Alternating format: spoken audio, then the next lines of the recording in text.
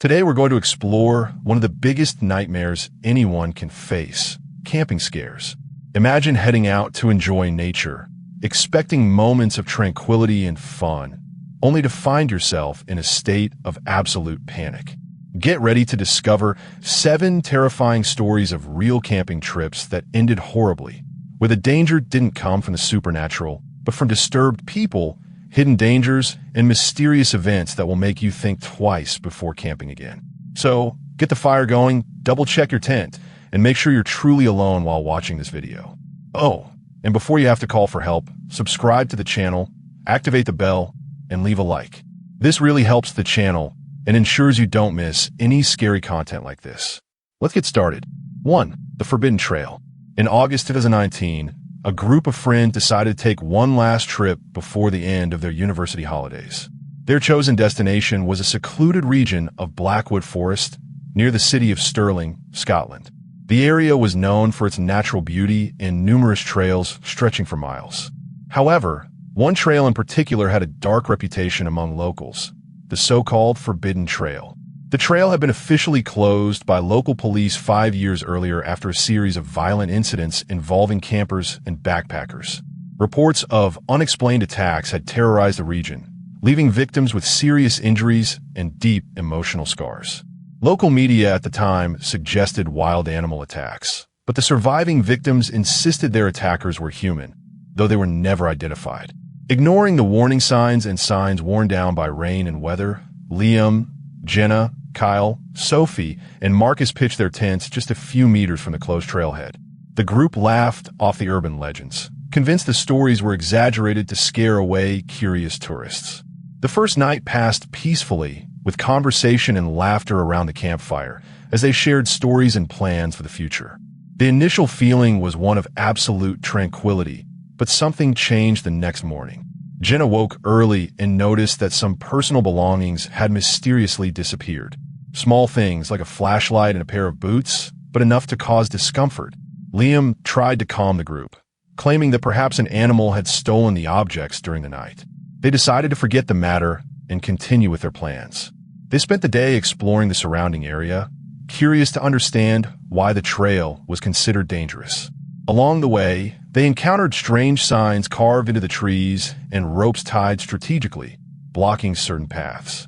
Sophie, visibly uncomfortable, suggested they return to camp, but Marcus insisted on going forward, drawn by the mystery surrounding the place.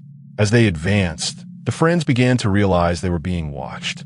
Quick movements among the trees and muffled noises accompanied their footsteps. Kyle, ever rational, tried to downplay the situation, but soon the group encountered something that made their blood run cold. A torn-up shack stained with what looked like dried blood, half hidden among dense bushes. At this point, everyone agreed to return to camp immediately. On the way back, the noises around them intensified. It seemed as if something or someone was approaching faster and faster, following them parallel through the dense forest. Arriving at the camp, they found everything destroyed. Tents torn, supplies scattered, and a message scratched into the ground in jagged, threatening letters. "You have been warned." Panic gripped the group. They decided to abandon the site immediately, even though darkness was fast approaching. But when they tried to return along the original path, they realized that the markings they had made had been erased or moved. They were completely disoriented. As the night wore on, the group heard voices in the distance, whispering their names in mocking, threatening tones. Marcus tried to call for help, but the distorted echoes of the forest made it seem as if his voice was being absorbed by the undergrowth, preventing any outside communication. Exhausted, they decided to try to find shelter and wait until dawn. It was then that they heard the distinct sound of branches snapping very close to them. A figure slowly emerged from the shadows. He wore dark clothes, camouflaged by the mud and leaves, and held an old machete, gleaming faintly in the moonlight. The man didn't say a word. He simply watched his friends with cold, emotionless eyes, blocking the most obvious exit. Before they could react, another man, equally silent, appeared behind them. Surrounded, they had no choice but to run desperately into the forest. The escape lasted for hours, with their pursuers always close, invisible, but constantly present through sounds and swift movements in the shadows. Finally, near dawn, the friends made it to a back road and were rescued by a local farmer passing by. Police investigated the area, but found no clear signs of the attackers. Only the destroyed tents and a few personal belongings scattered along the trail. Locals insist that the territory is violently protected by people who don't want visitors nearby, possibly involved in illegal activities or simply isolated from society by choice. The friends never returned to the spot, but the scars of that night remained with them, not only physically, but also as haunting memories and unanswered questions. To this day, the trail remains closed, and worn signs still warn adventurers of the deadly danger lurking in the shadows of Blackwood Forest. 2. The Guarded Bonfire. In June 2017, a traditional school in York, UK, organized a school trip for a group of high school students. The destination was Kielder Forest, located in northern England, near the Scottish border. The region, with its vast artificial lake and dense pine trees, was considered ideal for educational camps, far from the hustle and bustle of the city and with plenty of space for group activities. There were 24 students, accompanied by 3 teachers and 2 hired counselors. Among the students was 17-year-old Isla, who kept a detailed diary of the trip from the beginning. On the 3rd day of camp, the teacher in charge, Miss Parker, organized a story night around the campfire. The young people took turns telling urban legends and scary stories, while the counselors kept watch on the campgrounds. Around midnight, everyone was told to return to their tents. Isla woke shortly before dawn to the sensation of something unusual: silence. Neither the normal sounds of the forest nor the sounds of her classmates sleeping, just a thick, almost oppressive silence. As she emerged from the tent, she noticed something scattered around the campfire. They were snapshots. In each, a student was sleeping. Some showed close-up faces. Others showed open tents with unconscious students in vulnerable positions. Shocked, Isla woke Miss Parker, who quickly gathered everyone together. The photos were recent, clearly taken during the early hours of the morning. Some were still damp, as if they had just been developed. The school had banned all cameras during the trip, and none of the images had been taken with cell phones or authorized equipment. The teacher tried to calm the students, saying it might be a practical joke, but the discomfort was evident. They decided to move up breakfast and rearrange the day's schedule. However, one of the counselors, named Steve, reported something even more disturbing. During his watch, he never noticed any strange movement. He swore no one had left the camp that night. Late in the morning, Isla and her friend Ben decided to explore the surrounding area in search of an explanation. About 200 meters from the main area, they found a small circle of stones with ash residue and another extinguished fire. Beside it, a piece of red cloth and a dirty, torn notebook containing disjointed notes in shaky handwriting. Phrases like "they don't know I'm here" and "I hope this time they see me" were repeated alongside drawings of eyes, tents, and trees. They took the items to Miss Parker, who immediately radioed the school administration. It was decided that the group would return to town the next day, but that night they would all sleep together in the makeshift tarp shelter in the center of the camp, surrounded by the adults. During the night, Isla, unable to sleep, decided to write in her diary. That's when she heard quick footsteps outside the shelter. Thinking it was an animal, she tried to ignore it, but the footsteps stopped right behind the tarp where she was lying. Then, a silhouette appeared, cast by the dim moonlight. It was human. It remained motionless, watching. She held her breath. Minutes passed before the figure silently walked away. By morning, new photos were displayed around the central campus. Now they showed the group sleeping huddled together, including Isla with the diary in her hand. This time, the school administration involved the local police. Authorities arrived within 2 hours with sniffer dogs and search equipment. They searched the area and found, hidden among the trees, a makeshift shelter made of dirty blankets, food scraps, and dozens of rolls of film and instant cameras. On a makeshift wooden wall, they had taped several photos of students from different schools, some already faded, all taken at night. The analysis revealed that the man had been living there for at least 2 years. He was identified as Gareth Haynes, a former maintenance worker at a former youth center that operated near the forest in the 1990s. After being fired for inappropriate behavior with minors, he disappeared completely. He was never seen in public again, but had apparently kept watch at school camps. Despite the structure found, Gareth was never located. The forest was deemed safe after an intensive investigation, but the school never organized trips there again. Years later, Eastlaw published an article about the incident and revealed something she had never told before.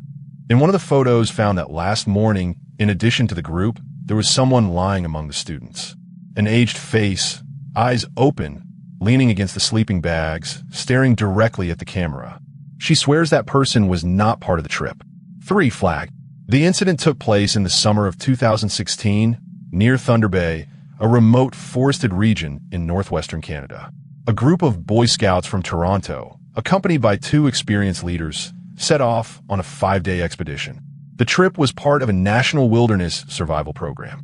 All the young people were between 13 and 16 years old, and despite their inexperience with long hikes, they were excited by the idea of camping in a secluded location, far from technology and civilization. The route was planned to traverse an area called Red Pine Ridge, a vast expanse of dense forest crisscrossed by narrow rivers and known for its diverse wildlife.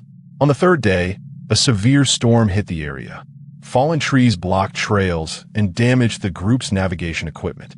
The 2 adults tried to navigate around the situation, but with their maps useless and their compasses wet, they soon realized they were completely lost. Late in the day, with food running low and their radio batteries dead, they decided to launch a red flare into the sky. The goal was to alert rescue teams or hunters in the area.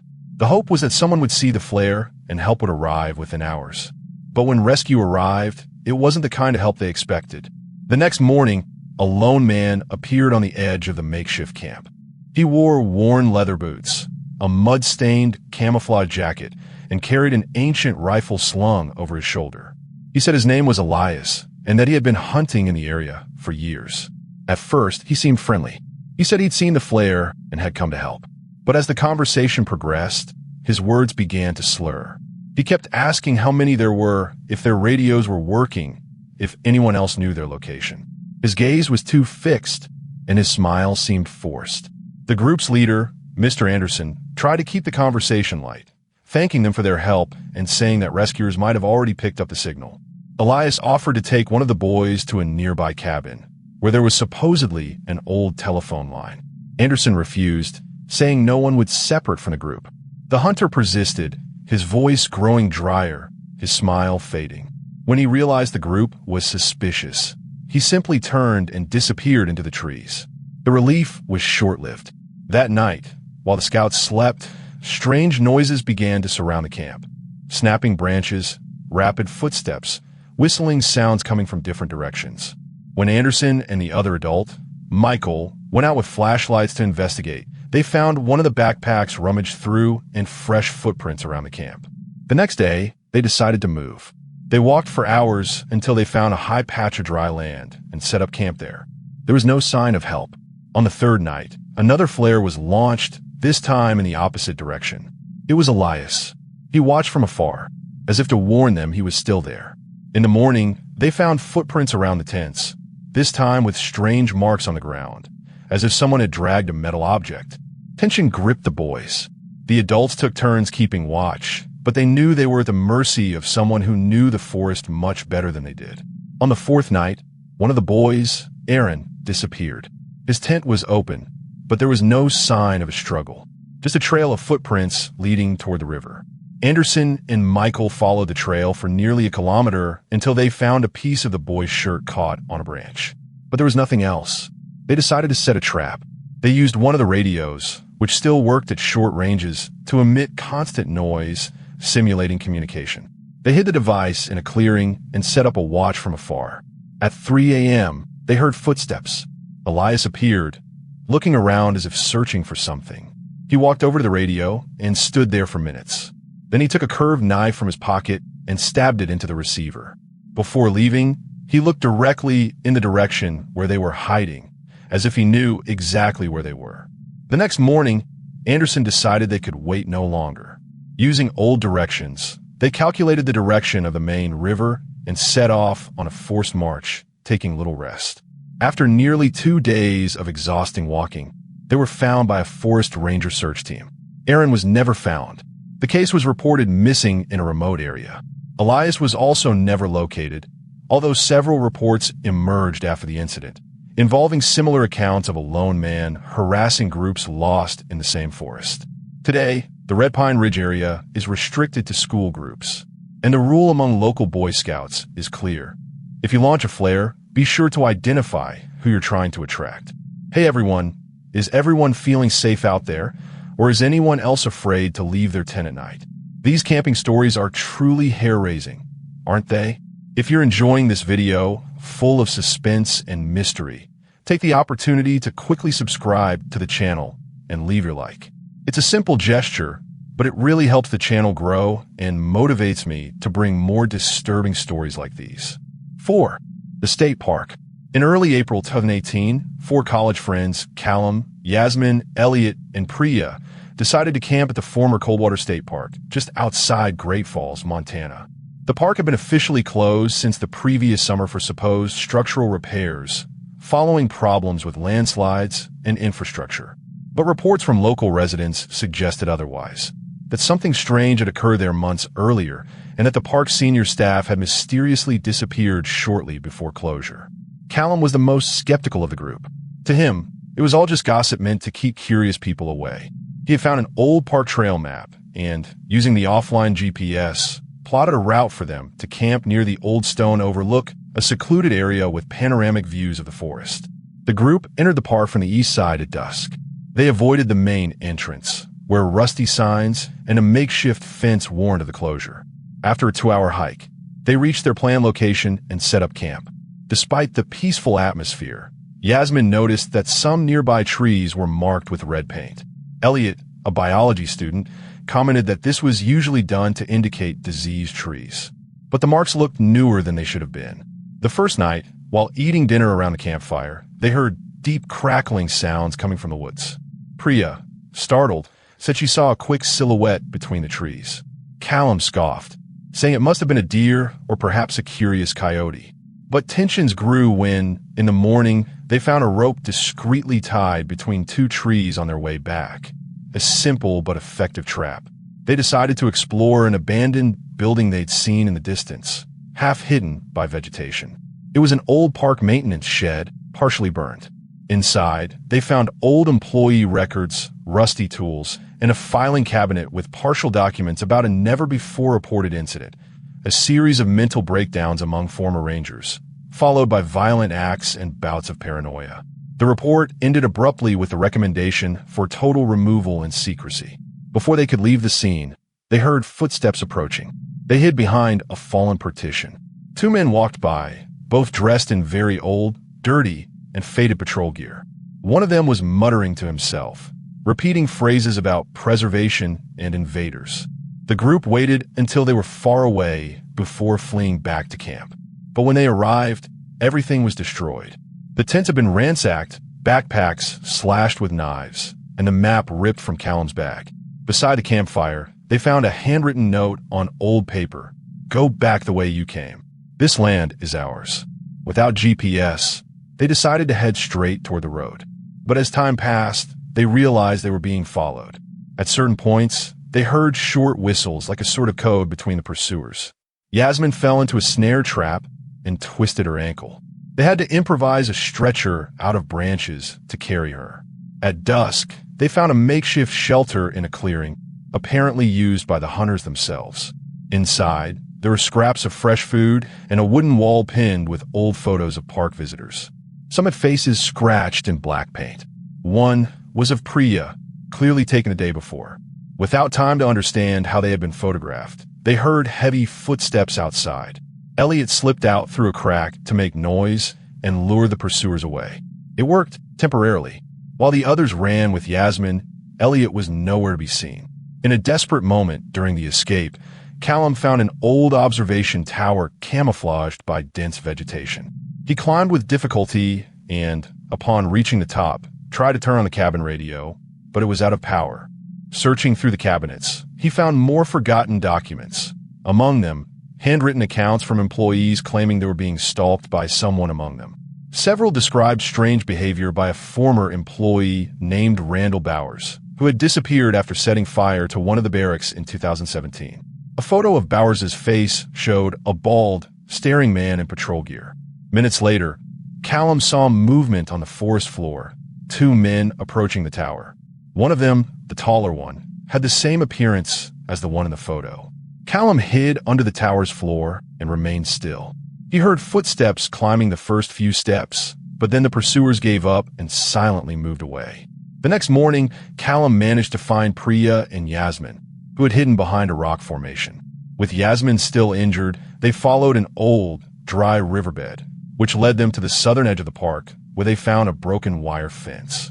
They walked for hours until they reached a dirt road and eventually encountered a local forest patrol. Elliot was never located. Official searches of the park uncovered evidence of recent activity, camouflage trails, and improvised equipment. No park documents mention the names of the employees involved in the outbreaks. Randall Bowers' name never appeared in official records. Coldwater State Park remains closed to this day, but locals swear they can sometimes hear whistles and voices in the woods at dusk. Those who hear them don't usually go and check them out. 5. The Forgotten Island.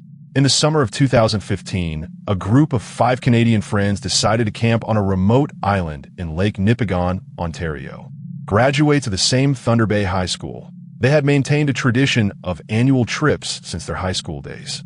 This year, they wanted something different, a place with no cell phone signal, no electricity, and far from any contact with the outside world. They chose a small, unnamed island, mapped only in old records of local fishermen, and located about a 2-hour canoe ride from the last known marina. Friends, Caleb, Jenna, Marcus, Riley, and Tom arranged the trip well in advance. They packed tents, 5 days' worth of supplies, and 2 reinforced canoes. They arrived on the island on a quiet late afternoon, surrounded only by the sound of calm waters and the gentle rustling of trees. The first night was peaceful. They set up camp in a clearing near the beach and built a fire to cook. They talked late into the night, enjoying the absolute isolation. However, Riley mentioned seeing something strange in the distance, on the other side of the island, a structure that looked like a hut covered in vegetation. They found it curious, but left it to explore the next day. The next morning, Marcus and Jenna went to investigate the supposed cabin. They found a rudimentary structure made of rotting wood and rusted metal plates. It didn't appear to be inhabited, but there were strangely well-organized objects, glass jars filled with insects, a broken mirror hanging by a thread, and pages from old magazines taped to the walls. A piece of fabric with quotes scrawled and pen hung like a curtain. One of the quotes read, "Don't leave. He hates change." As they explored the back of the cabin, they noticed thin tracks in the dirt, as if someone were walking in circles around the house. Curious, Caleb decided to try following them. The footprints were small and deep, indicating someone light and had been there for a long time. They found small animal bones arranged in circular patterns and a half-buried wooden box. Inside the box were pieces of torn photos and old letters, all dated from the 1970s and 1980s, written by different people, but always ending with the same sentence: "I miss you. Come back soon." When they returned to camp, they reported what they had seen. Caleb wanted to go back and see for himself. But when they arrived again, they found the cabin door barricaded with wire. It hadn't been there before. They decided not to force entry and returned before sunset. That afternoon, they began to feel like they were being watched. Jenna noticed fresh nail marks on trees near their campsite, as if someone had spent the night marking the area.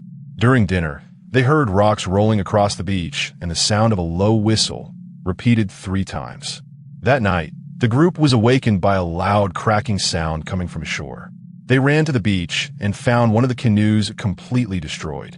It had been split in half, its sides dented as if someone had used a sledgehammer. The other canoe was missing. Desperation began to set in. No signal, no transportation, and no certainty that they were alone. They decided to take turns keeping watch and rebuilt the campfire. In the middle of the night, Riley, during his shift, saw a figure standing among the trees, watching. He screamed, waking the others. But when everyone looked, the figure had disappeared. The next morning, they tried to improvise a raft from branches, but their efforts were futile. The lake was large and deep, and the current could easily carry them adrift.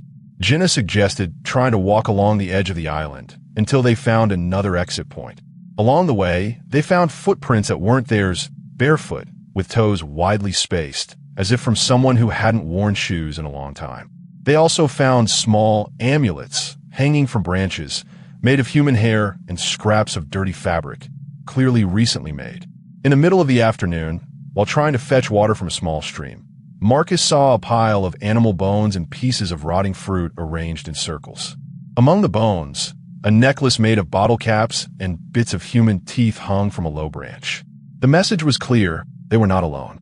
When they returned to camp, they found their tents cut down and scattered. In the center of the clearing, someone had made a circle of stones with one of their sleeping bags inside, as if it were an offering. Caleb, the most rational, tried to keep everyone calm. But by then, everyone was convinced that someone had been living on this island for a long time. On the third night, they heard whispers outside their tents. Disjointed words spoken in a soft, almost childlike tone. One of them, Tom, went out with a flashlight to try to see something and disappeared. They searched for him all morning until they found his clothes hanging on a branch, as if they had been carefully left there. Desperate, they decided to examine the cabin one last time. They managed to break down the door and, inside, found a sort of makeshift altar filled with recent personal items, including Tom's bracelet and photos of the group taken at the beginning of the trip. Photos none of them had taken. On the floor, a note in crooked letters: "Company never leaves." Now they are apart. They decided that if they weren't rescued the next day, they would attempt a group swim in the morning, despite the risks. During the night, they all took shelter together in a protected corner of the clearing. At dawn, they spotted a canoe on the lake. A local fisherman was passing by and noticed signs of smoke. He immediately helped rescue the 4 survivors. The police returned to the island the next day, but found no trace of Tom. They did find the cabin, but everything was different, more organized, as if it were regularly inhabited. In a makeshift underground compartment, they found ancient human bones and personal items that didn't belong to the group. Nothing that could be directly linked to Tom's disappearance. The island, despite the incident, was never officially closed. But fishermen in the area say the fish have disappeared around it, and that sometimes a figure can be seen standing among the trees, looking toward the shore, as if waiting for company for another night. 6. Monitor. In the summer of 2018, Timber Valley Camp in Vermont, United States, reopened its doors for another season. Famous for hiking, canoeing, and campfire nights, the camp had been run for decades by the Silverstein family, known for their rigorous safety. But that year started differently.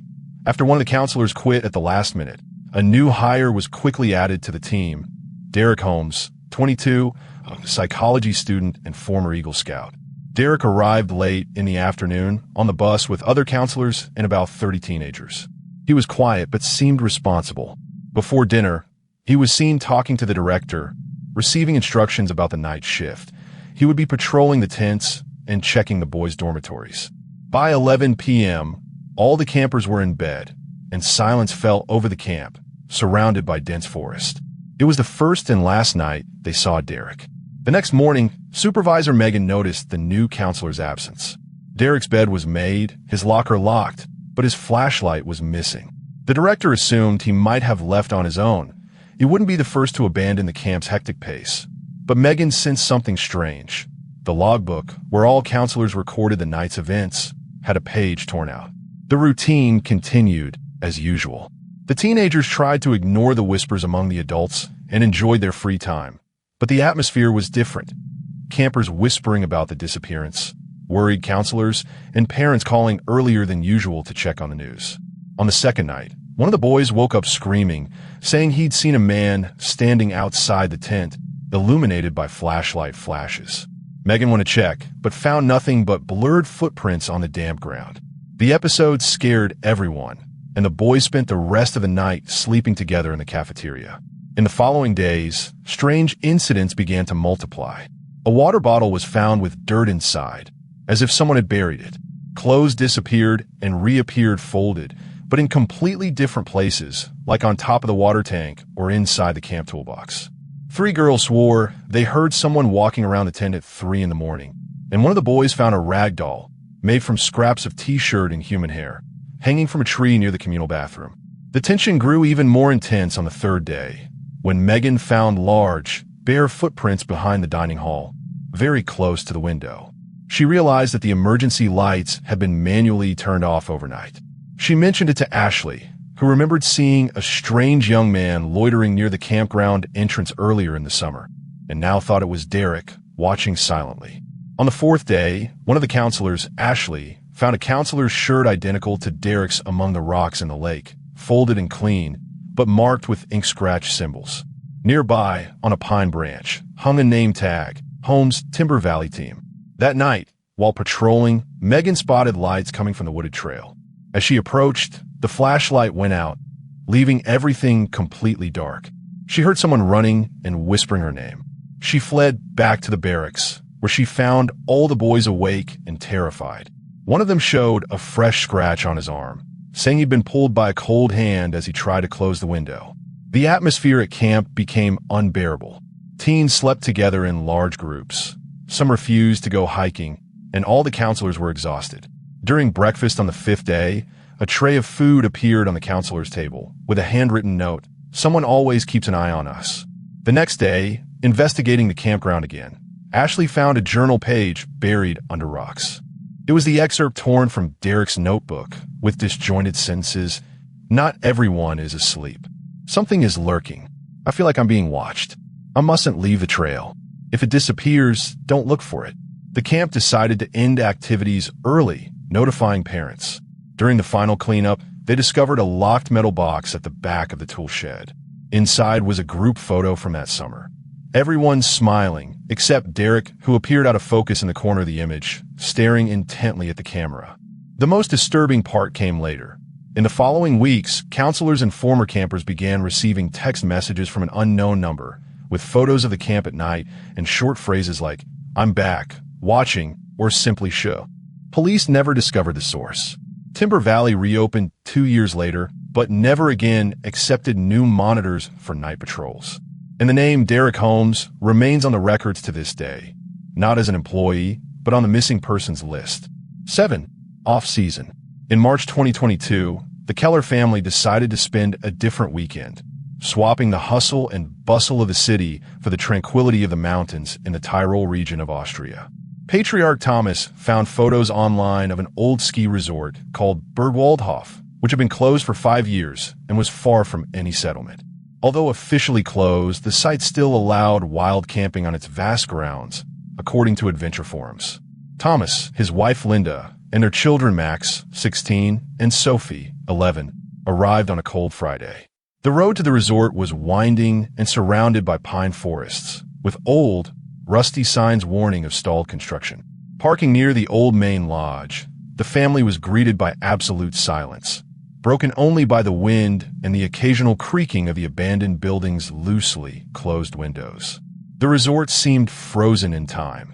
Children's toys half buried in the snow, rental cabins with faded curtains, the empty pool littered with leaves and twigs. Despite its rundown appearance, the place exuded a strange sense of comfort. Linda suggested setting up camp next to the main lodge, where they could use the old porch to shelter their tents. On the first night, the family lit a small fire and ate dinner under the starry sky. Thomas and Max explored the surroundings with flashlights, briefly entering the empty cabin. Inside, they found dusty furniture, landscape paintings on the walls, and even an open guest book at the front desk. To Max's surprise, the book contained recent entries, names, dates, and enjoy your stay comments, all handwritten in the same handwriting. During the early morning hours, Sophie woke her parents, claiming to have seen lights in the direction of the old playground. Thomas left the tent to check, but found nothing. Upon returning, he noticed fresh footprints in the snow, large ones, leading back and forth from the direction of the surrounding cabins. The next morning, while the family was having breakfast outside the cabin, Sophie found a lost bracelet on the porch, engraved with the name Anna. Max searched around and found, partially buried in the snow, a music box with a slow, repetitive melody. Opening the lid revealed a scrawled message. "Welcome. The season never ends." In the middle of the afternoon, they decided to explore the resort's interior. In the abandoned ballroom, They found dust-covered tables and a fireplace still slightly warm, as if recently used. Max went up to the old staff quarters and, upon opening a closet, saw uniforms hanging, some with fresh signs of wear and the smell of detergent. In the bathroom, Sophie saw someone crossing the hallway in the mirror, but when she came out, she found no one. At the end of the day, Thomas noticed that some of the food was missing. In the kitchen, utensils had been used and left to dry, and a fresh pot of tea sat on the table, still lukewarm. Linda suggested they might be sharing the space with a homeless person or local adventurer, but Thomas was disturbed by the absolute silence around them and the fact that no one spoke out. To ensure their safety, they decided to spend the night inside the main cabin, locking the doors and windows. On the second night, around 2 a.m, they heard a soft knock on the back door. Thomas fell silent, straining to hear. A hoarse whisper kept repeating, "It's safe to come out, the season is back." Thomas peered out the window and saw the shadow of a tall figure in very old-fashioned resort employee clothing. Max saw figures darting between the cabins, and Sophie swore she heard her name called several times, very softly, coming from outside. Suddenly, the lights in the cottage began flickering despite the supposedly outage, and the closet doors slammed shut. The old radio in reception turned on by itself, playing distorted classical music. Sophie, terrified, said she saw a pale face watching her from outside, behind the glass. Thomas tried to call the police, but his cell phone had no signal. They decided to leave through the back door, but it was blocked. Max remembered the bathroom window. One by one, they climbed out the window, running to the car. When they got there, they realized someone had removed the key from the ignition. Linda found it discarded on the floor next to a pair of damp gloves. When they tried to start the car, they saw, in the distance, a man standing under the porch light, wearing the resort uniform and smiling, with a vacant, unsettling expression. Out of options, they decided to flee on foot along the road. Along the way, they passed ice-covered signs with scrawled messages, "No off-season guests," and "Return when invited." After more than an hour of walking in the cold, they reached a small, disused gas station, where they managed to call a passing trucker for help. Days later, police investigated the resort. They discovered signs of recent occupancy in the main chalet, prepared food, clothes drying on the fireplace, a notebook with handwriting identical to that in the guest book. Fingerprints matched those of Johann Auer, a former Bergwaldhof employee who had been reported missing since the resort's closure in 2017. Other objects, old toys, guest notes, unsent letters, indicated someone had remained there all these years, waiting for the season to reopen. The Kellers never camped again, and ever since, anyone who ventures to visit the old Bergwaldhof in the off-season finds the main gate locked with new chains and a hand-painted sign hanging, "Come back in the right season." Off-season, no guests, only company. And so we come to the end of these 7 terrifying camping trip stories that ended in absolute panic. Which of these stories resonated with you the most? Will you think twice before camping again? Tell me in the comments which story scared you the most, or if you've ever had a scary experience while camping. I'd love to hear your stories. If you enjoyed the video, don't forget to leave a like, as it really helps us bring you more content like this. And of course, if you haven't subscribed yet, subscribe now and activate the bell